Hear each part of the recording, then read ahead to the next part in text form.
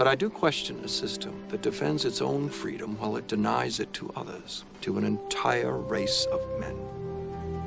I will admit it, Tom, war is a scourge, but so is slavery.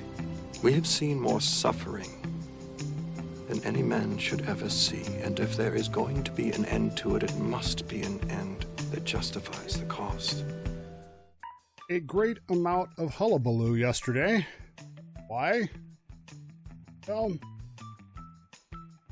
in Lynchburg, Virginia, at the Virginia Military Institute, a statue was removed. There was great objection to the removal of this statue. In fact, the Richmond Times yesterday carried this advertisement: VMI's removal of any of her monuments for the sake of an ignoble appeasement is embracing a politically correct lie in violation of her honor code and her repudiation of her cadets who died on the field of honor. That advertisement was placed by some graduates of VMI who objected to the removal of the statue. The statue was one of its former instructors. It's meaningful in that sense. The man's name was Thomas Jonathan Jackson. You probably know him better as Stonewall Jackson, a general of the Confederate Army who fought vehemently against the Union. Stonewall Jackson was, in fact, a slave owner, although his position on slavery was perhaps not as extreme as some others. He never actually spoke publicly in favor of or against slavery, but he did own slaves. He was well known for his ministry, yes, Christian ministry to the slaves of his area there in Lynchburg, and famous for starting a Sunday school for slaves. It's really not the issue here. The issue of the removal of the statue is seen in the context of erasing history. This is, I am somewhat amazed by the number of conservatives, Republicans, who have come out angry about this because it's quote unquote erasing history. What exactly is it erasing? That's my question. What exactly is being done away with here? The statue, by the way, is being moved to a Confederate museum nearby, which is also, as I understand it, a cemetery where cadets from the VMI who were killed during the Civil War are also buried. This is perhaps more in keeping with the traditional monuments of that era. But the statue will still be visible. It'll still be in Lynchburg. What exactly is being erased? It's intriguing to me because Stonewall Jackson is one of those characters in American history who is universally acknowledged as being one of our greatest American generals of all time, which is kind of weird to me because he wasn't an American general. He was a Confederate general. He had been a major in the United States Army before giving up that position to teach at VMI and then accepting a post with the Confederate Army. He is honored throughout our history. There are books, there are numerous television shows and books and everything else that you can read about. Some of them are very good. And through his history, through our history, Stonewall Jackson has been honored numerous times. He has a statue, of course, at VMI, or had a statue at VMI. There are other statues of him around the country. One of the most impressive monuments to him is in Stone Mountain, Georgia, where along with Jefferson Davis and Robert E. Lee, he has been carved into the side of Stone Mountain. And if you've ever been there, for the record, I used to live about 3 miles from there. It is a very impressive monument at what is otherwise known as the Confederate National Memorial, where the Confederacy is memorialized. And this giant, the picture I'm showing on the video doesn't even give it context in size. You go look at Stone Mountain, you'll see what I'm talking about, with laser shows now and everything else. Stonewall Jackson was honored with a submarine. In 1963, shortly, just days after President Kennedy had been assassinated, USS Stonewall Jackson was commissioned into our Navy, SSBN 634, and she served our Navy well into the 1980s and 1980s for certain, before she was finally decommissioned. Even then, there was some question about whether or not this was appropriate or not, but we got a Robert E. Lee, too, and we also have a USS Carl Vinson that's still in our Navy, which, again, did we really think this stuff through? Are we honoring history, or are we honoring a version of history? And that's the question you end up asking yourself. This statue that was removed from VMI is not the history. It represents something, but what exactly does it represent? And that's the question you find yourself asking yourself. I hope, anyway. The truth of the matter is that a few years ago it was undertaken, and someone counted the actual number of monuments in the United States.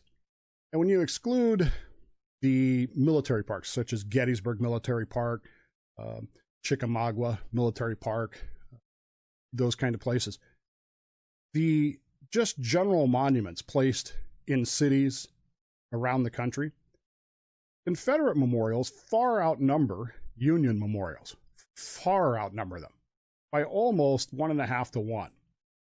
In fact, there are Confederate memorials located in 31 states, plus Washington, D.C. 31 states is weird to me because there are only 11 states in the Confederacy. They'll claim 13, but there were really only 11. Most of these memorials, most of these monuments, were erected around the country from 1890 to 1950, which corresponds in our history with an era of the Bourbon Democrats, KKK, into Jim Crow laws. Almost all of the monuments erected during that time frame, that 1890 to 1950 time frame, glorify Confederate leaders. Jefferson Davis, Robert E. Lee, Stonewall Jackson, Nathaniel Bedford Forrest, so forth and so on. Which again is a little odd because before that, most of these, whatever you want to call them, memorials had been placed in cemeteries. All of those monuments were there to teach values to people. That's why they put them in city squares. That's why they put them in front of state buildings. Prior to that, most memorials had been placed in cemeteries, which is an appropriate place. Normally they were memorials and monuments to fallen soldiers, people who were killed during the war. But somehow or another in that 1890 to 1950 range, they began to put them in city squares in front of state buildings and the likes of that. And of course, understanding that values that they were trying to teach is critical to all of this. These statues, again, are not the history. They are there to remind us of something or to teach us a value. What was that value? They stood for values, the values that these monuments stood for, included a, quote, glorification of the cause of the Civil War. And what exactly was the cause of the Civil War? Well, depending on who you talk to, there are people who will tell you that, well, the South was right. It was just the Second American Revolution. They were just standing up for their unconstitutional behavior of the North. In fact, one leading Confederate politician, a guy by the name of Alexander Stephens, who had been governor of Georgia, a congressman from Georgia, and somehow or another, at all of 5'7" and less than 100 pounds, ended up as the vice president of the Confederacy. After the war, wrote a rather extensive history of the United States, in which he explained that it was the North's fault. Everything that happened was the North's fault. If they'd just leave us alone, we'd have been all right. He's also famous for giving this speech called the Cornerstone Speech, which I'm not going to read you the whole thing. But on March 21st of 1861 in Montgomery, Alabama, he gave this speech: "Our new government is founded upon exactly the opposite idea. Now, the opposite idea is he had outlined how the framers of the Constitution and the founders of the country were mistaken in believing that slavery was morally wrong. Its foundations are laid, he continued. Its cornerstone rests upon the great truth that the Negro is not equal to the white man, that slavery, subordination to the superior race, is his natural and normal condition. This, our new government, is the first in the history of the world, based upon this great physical, philosophical, and moral truth. Throughout our history, there has been, and we talked about this extensively last summer when we talked about the election of 1876 on Constitution Thursday, there has been this creation of the so-called lost cause myth. How you end up with books like this that came out back in, I remember it coming out in the 80s, but it might have been the late 70s. The South Was Right, James Ronald Kennedy's, Walter Donald Kennedy's book, which is basically a rehash of Alexander's ideas, Stevens's ideas, that the North was at fault. It's a remarkable book in that it almost doesn't even address slavery at all. And yet the Cornerstone Speech, the records of the debates on secession are very clear that slavery was the issue. It was why the South seceded. It was why the South fired first. It's why the South attacked the Union. This lost cause myth has led to really where we are today. Go back to our shows this summer about the 1876 election and the way that the Republicans essentially abandoned the African Americans in the South, abandoned enforcement to the 14th, 15th Amendment, 13th, 14th, and 15th Amendments. And we're reminded of how the lost cause myth, this idea that the South was right, shifted the mentality from slavery to violence. In the 1876 election, guns were pulled. African Americans were killed for the concept that they might support Republican votes. That we're talking about cheating in this last election. Folks, we don't even know what cheating looks like. We're talking about elections where people were murdered to intimidate people. And I'm not talking about one person. I'm talking about dozens, hundreds murdered to intimidate people into not voting for Republicans. When that violence more or less lessened, it led to discrimination, which was the Jim Crow laws, again passed by Southern bourbon Democrats.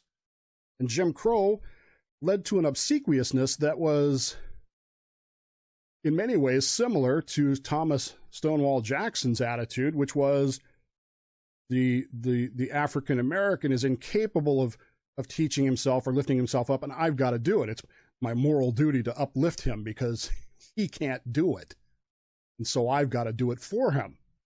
It's shifted to this mindset of obsequiousness in government that we have to help everybody because they can't do it. The question that I'm left with these folks who are upset about this removal of this Jackson statue from a state-funded university is why are so many of you defending a false history, a history that your political history doesn't support? Why are there more Confederate memorials than there are Union memorials? Did we forget the sacrifice, the sweat, the tears, the anguish of the Union in defeating slavery, in eradicating it from our country? Did we forget that and replace that with this lost cause myth that the South was right? You do understand they would not have gotten rid of slavery. That was not their intention. Their entire government, the cornerstone of their government, was laid on the foundation that slavery was fine and dandy and correct. The statue of Stonewall Jackson is not history. It never was history. Why is it not history? Well, the statue lacks context. There's nothing there that actually tells the story of Thomas Jonathan Stonewall Jackson, other than he had been an instructor back in the 1860s, 59s and 60s, at the Virginia Military Institute. It lacks context. The Stone Mountain carving, the CSA Memorial in Georgia, it lacks context. It doesn't, it's as if in the vision of those monuments, the idea that slavery had to be destroyed because it was evil doesn't exist. It's not. I've been watching this thing about Scientology, and just telling Rod about this on Sunday, and the fact that Scientologists, it's so hard to get through to them because it's impossible for them to even accept the idea that they might be wrong, that something might be off. They can't even. It doesn't even register, and it's almost like we've completely eliminated the idea that the Union was fighting for something and that something mattered. It's like we don't even think about it anymore. We don't have the context of that anymore. All that said, I do oppose the removal of these statues. Not because they're removing history. They're not removing history. That's not what they're doing. They may not even know what they're doing. It may in fact be appeasement. But the removal of these monuments denies us a chance to put that context into what's happening. It denies us the opportunity to talk about, okay, why exactly did Stonewall Jackson decide that his belief in the deity was so dear and so compelling that the man rode into battle? It's not made up, folks. The man would ride into battle with his right hand raised to the Almighty God because he was certain that Almighty God was on his side. And he would ride on his horse in the battle with his hand in the air, supplicating to God. His faith required him to have the Sunday school for slaves. Why is a man with that much devotion to the concept of the deity look at his oath to the United States and go, not that important? It's okay for me to kill Yankees because they're opposing the Almighty God? Why do we never talk about that fact? Why do we never put those things into context? And this statue could have been used for that context. Same with Stone Mountain. I'd love to see Stone Mountain present a more contextual presentation of what the Confederacy really was.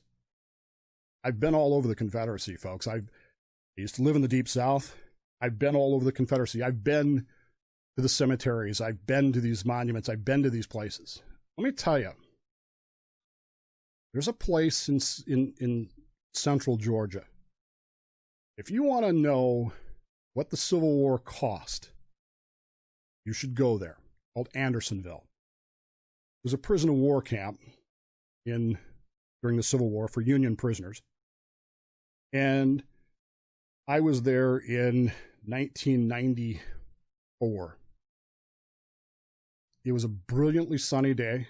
It was a beautiful day with just a few clouds in the sky and flowers blooming, the whole 9 yards.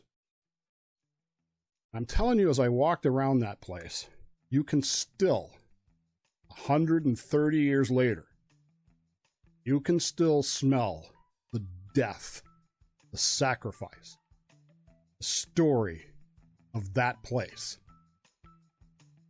It is filled with gravestones for Union soldiers who died there. That puts context. You can have your statues of Thomas Stonewall Jackson and Robert E. Lee and Jefferson Davis and Bedford Forrest and all those fellows, Braxton Bragg. You can have all those statues you want. But the ones that tell the real story are the Union headstones. The men who hallowed that ground. The men who sacrificed so that all men would be free. And unless your statue tells that context and that story, you're not erasing history, because it isn't history. It's a myth. It's a belief that somehow or another you want to glorify the cause of the Civil War, which, no matter how you slice it, no matter how much you believe to the contrary, the Civil War was because the South believed that that it was morally correct and godly to own other people. You don't believe that. You never believed that. My ancestors didn't believe it.